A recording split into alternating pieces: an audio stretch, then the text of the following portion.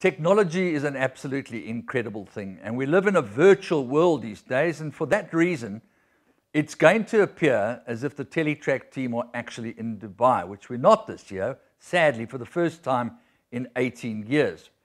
But we always go on a boat cruise on the Sunday evening after the Dubai World Cup, but this year the team have decided to go on a boat cruise on the Friday afternoon. So we're just going to pretend that we're on that boat cruise and introduce you to some of the people that we've spoken to during the course of the week, courtesy of Dubai Television. They've been absolutely unbelievable. Rupert Bell, Laura King, and all the people in the Dubai media room that have afforded us the opportunity of bringing these interviews. Firstly, we're going to have a chat to Charlie Appleby, who is one of the greatest trainers in the world. He had an incredible year last year, winning a good few races on Dubai World Cup night, winning the Breeders' Cup, winning the Melbourne Cup, winning races at Royal Ascot, and winning the Derby at Epsom, the Investec Derby. So Charlie Appleby needs no introduction. Our very good South African friend Derek Popard is his barefoot farrier, part-time farrier as Charlie calls it. But we're now going to catch up with Charlie at Maidan to talk about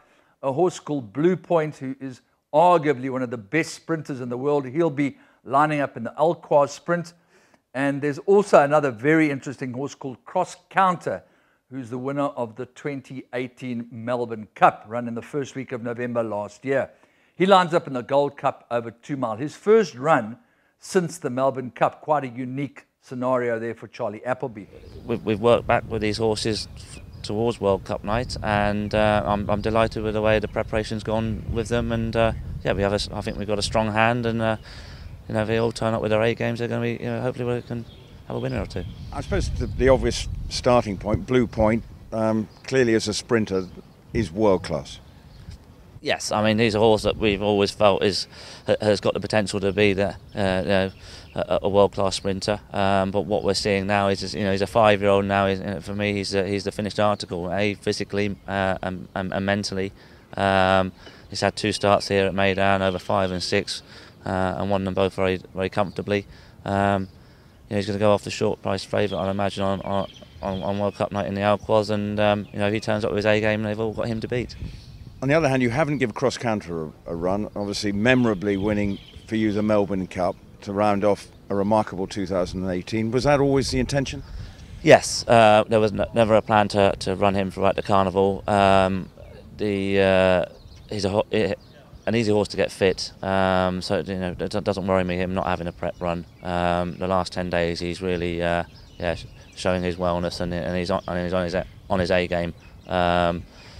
He's the horse, you know, if he turns up, they've got him to beat. And looking forward to seeing him out again for his, you know, start our 2019 year off with him. We're also going to speak to Leandro Moro. Leandro Moro is the assistant trainer to Doug O'Neill, has been for many years, and they train a horse called Pavel. And after that, we're going to chat to Hong Kong trainer Richard Gibson, who has 2 runners, one in the Alquaz Sprint, a very, very good horse called Wishful Thinker. And then he has another representative in the Gold Cup. That is a horse called Gold Mount. That's also run over 3,200 meters. He's got his work cut out. And of course, that is the race in which South Africa is represented by Marina Resco, trained by Mike de Kock, formerly with the Bass Yard. Marsh and Karen will definitely be there. I'm not sure that Bryn and Fred are going to be there, but Mark van Deventer will certainly be there should Marina Resco be good enough to win. Well, I'm very pleased with him. He comes to Dubai feeling like he's his second home. Actually, probably wants to take it as first home. So I'm very, very happy what he's done. And today was a crucial day because we worked him a couple of days ago. And then after the workouts, you had to really make sure how the horse come up. And I was very happy with how he developed this morning. And I saw he was a little bit warm this morning, but I know that's something that's not necessarily a bad thing for him, correct? I've been around 40 years doing this, and usually when a horse gets wet, we get nervous. This horse has always been the opposite. When he gets kind of sweaty and wet, that's when he runs best. So it makes me happy what I see anyways on him. And like I said, I know you guys are going to make the decision to go ahead and add blinkers for him to this race. What kind of went into that decision? We figured that he needed a little bit more focus. And then we tried blinkers back home while he was training, and he focused a couple of times better than before. So we're looking forward to have a better race this season here. You know, it's always quite difficult to judge, isn't it? International form against international form, and very few of these horses have raced against each other. Hong Kong sprinters have traditionally done well in Dubai, so we're hoping to keep up that trend. So when did the plan come about to take him here to Hong Kong? Actually, quite a long way back. This was a bit of a seasonal target for the horse. We don't have these 1,200 meter races in 1,200 meter straights in Hong Kong, so we also thought he'd be suited by this straight track. So yeah, it's about 3 or 4 months we've been thinking about it. Okay. And talk to me about your other horse, Goldmount, in the Gold Cup. Was that a long-term target as well? No, not at all. Ryan Moore rode him last time over 2,000 and said he was just crying out for a longer trip. This horse is running 2-4 in Europe. We've got very few of those races back home in Hong Kong, and we're slightly rolling the dice on distance with him. I think he would have got there if he was trained in Europe. He would have already be running these trips, but big ask to be running up that first trip against these top stairs we've got in the race. And would there be anything that you've done at home in Hong Kong to sort of prepare him for this longer distance? It's quite difficult because we don't have those races. We don't kind of have those those prep races. I was very pleased with this trial, which was about 10 days ago, which was on dirt. He's not a big horse. It doesn't need a lot of work. But yeah, I think we've got enough miles in his legs. We've got 2 more interviews lined up for you. First of all, Hall of Famer jockey Mike Smith. He was victorious on Mike de Kock's horse chestnut back in 1999 at Gulfstream Park. He's won on so many great horses. He's won the Triple Crown on Justify. He was victorious in the Dubai World Cup on a horse called the Arrogate, one of the most incredible performances you'll ever see. We catch up with him in a press conference where he talks about his goals, his motivation, and of course his ride on Seeking the Soul in this year's $12 million Dubai World Cup. Well, when you get the opportunity to win races like that, it's a feeling like no other. So once you've been blessed enough to feel that feeling, you certainly want to do it again. So it's just like eating a good meal. You want seconds, man. You want to do it all over again. So that's what we're working on now. And you have Seeking the Soul very live this weekend in the Dubai World Cup. I know you've ridden against him before. This is the first time that you'll be getting on him. What are just your impressions of him, and what has Dallas maybe told you about him? Well, watching his last few races, even going back to the Breeders' Cup Mile, he's been a bit unlucky with his trips. Where he's really had to tap on the brakes or have to wait for some racing room at a crucial point in the race. Even up until his last race in Dubai World Cup, in the Pegasus, where he was second, he's still there at the Threads Pole. If you go back and look at his race, he really had to tap on the brakes again and wait for some racing room.